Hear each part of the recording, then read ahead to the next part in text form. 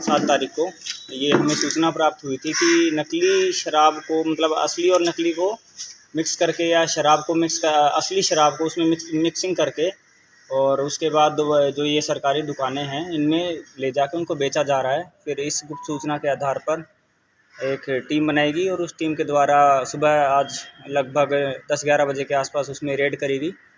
Red में वहाँ जाके पता चला कि वहाँ हमें लगभग 1000 खाली बोतलें शराब की मिली।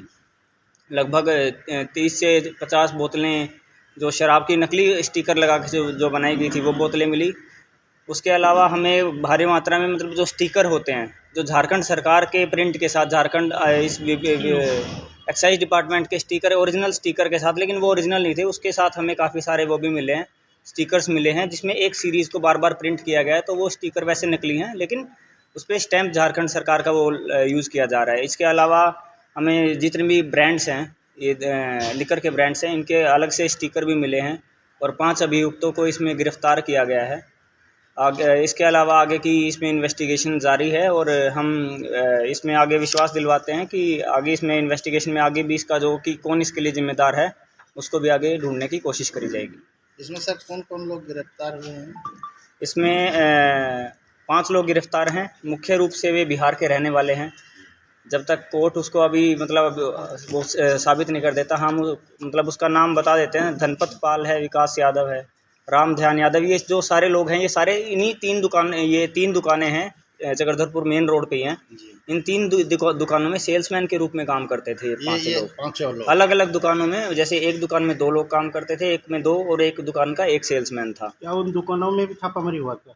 उन दुकानों में अभी छापामारी नहीं हुआ है। उन दुकानों में छापामारी करने के लिए हमें एक्साइज डिपार्टमेंट से हमने संपर्क किया है, क्योंकि हम दुकान में अकेले छापामारी करने के उसमें नहीं है। हम एक्साइज डिपार्टमेंट के साथ आगे कोऑर्डिनेट करके और उनको जानकारी देके उन दुकानों में भी आगे कार्रवाई जो भी होगी मुख्य रूप से वो की जाएगी। सर इसमें मकान मालिक का भी कुछ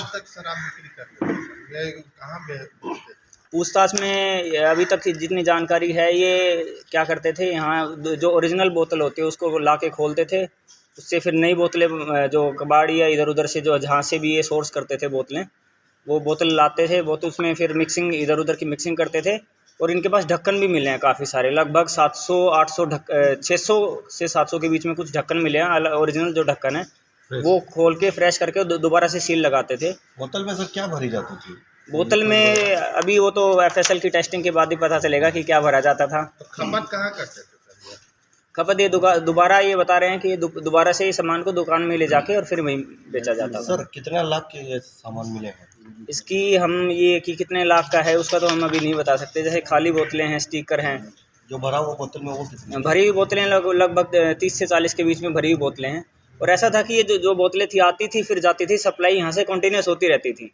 इनका मेन था कि यहाँ दोबारा रिफिलिंग होती थी, मिक्सिंग होती थी, तो इसलिए लगभग 40 बोतलें शराब की अभी मिली है। सर इसमें मकान मालिक का भी कुछ संलिप्तता सामने आ रही है? अभी वो जांच में पता चलेगा कि मकान मालिक की संलिप्तता थी या नहीं थी, क्योंकि वो रेंट पे जो मकान था रेंट पे लिया गया था। सर आगे क्या कार्रवाई होगी?